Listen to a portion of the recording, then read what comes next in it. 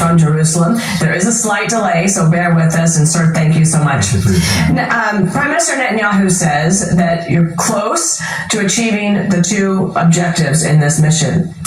Do you need American military support in order to complete those objectives?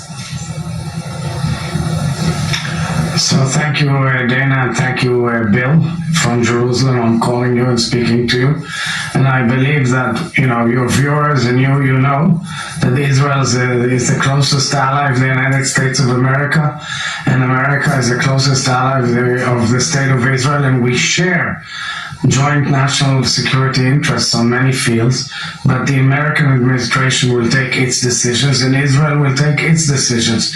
We had no choice. We had a clear and imminent threat on an Iranian nuclear program that has rushed to the bomb. In recent months, broke almost into the bomb by both armament and enrichment.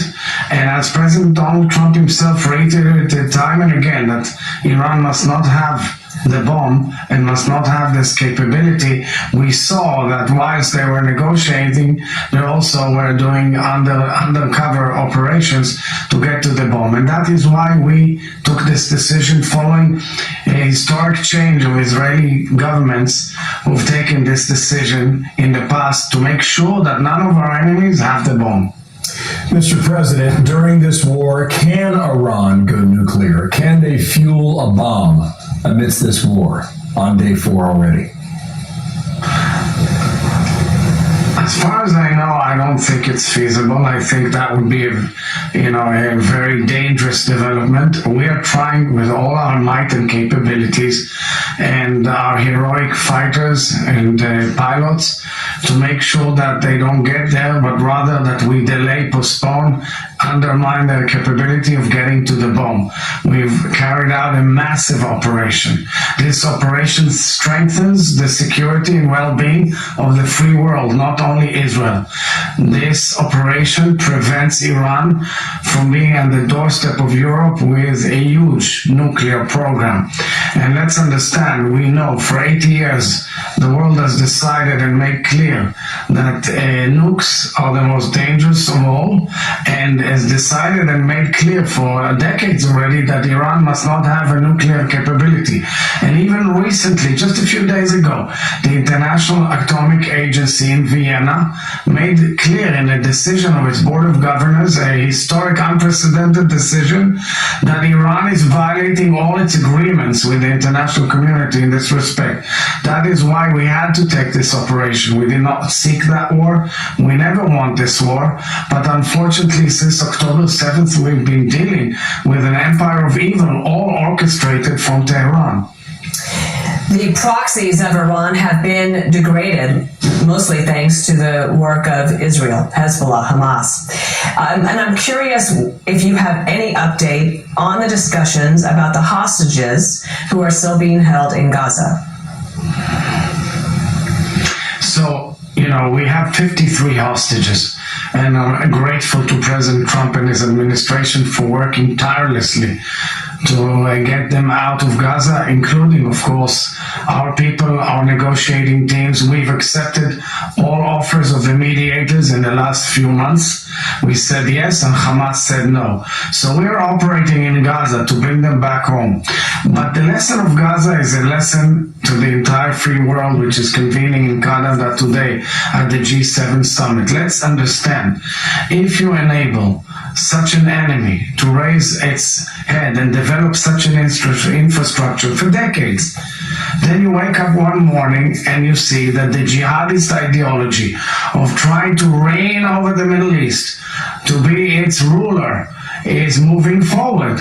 And what we are doing right now is we are trying to move away and enable other peace forces, other nations in the region, together with Israel, to offer a better hope. I sincerely want our Palestinian neighbors to have a better life. I sincerely want our Arab neighbors to have a better life. But we in Israel are bombarded day in, day out by Iranian missiles, and before that by Houthi Yemenite missiles, and before that with Hezbollah missiles, and before that Hamas missiles. It's all started in Tehran. It's all financed by Tehran. It's all armed by Tehran. And we have to understand this is a clear threat to world stability and Middle East stability. Sir, I don't know what the latest numbers are. The numbers I have is 300 ballistic missiles approximately fired toward Israel, of which many of it intercepted, but others have gotten through and caused casualties on the ground there. Perhaps the Iranians have 1,000 more. Maybe the number's higher. I do not know. But eventually, Iran runs out of ballistic missiles. Israel is not going to occupy the country of Iran. What happens when they reach the end of the line of the ballistic missile threat to Israel? So as Prime Minister Netanyahu said today, our pilots are flying all over Iran. Indeed, these missiles are machines to kill citizens. I mean, they're like spraying Israel with missiles every night in order to harass Israelis.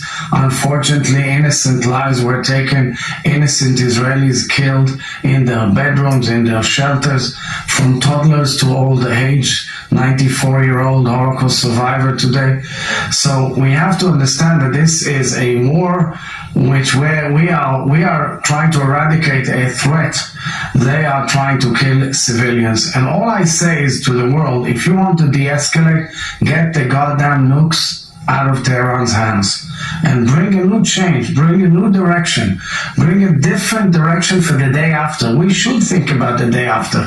And I am confident and I trust the administration, the US administration, for moving forward with plans. But for that, we all have to show unanimity in our cause and objective to make sure that Iran does not have nuclear weapons. President Trump shares that, and he said this yesterday at the White House. Mr. President, can you give us a sense of what you're doing to try to de-escalate the situation between Iran and Israel? Well, I hope there's going to be a deal. I think it's time for a deal, and we'll see what happens. But sometimes they have to fight it out, but we're going to see what happens. I think there's a good chance there'll be a deal. Given the reality on the ground right now and in the air, as you just said, what do you think the chances of a deal are for Iran at this point? Look, it's a psychological and physical and emotional challenge. Well, we are a very strong and resilient nation, and we've shown immense capabilities. And that is why, at the end, the Iranians will have to understand that they cannot go full terror again. They cannot spread havoc and terror for decades in the Middle East. They cannot radicalize nations. They cannot plant terror cells all over the world. And they cannot go nuclear. And I hope that the Iranian people will wake up, because they are coerced by a terrible regime, and I hope they will raise their voices clear and loud. So I think now, when the G7 summit is convening in Canada, it should be top priority on two things.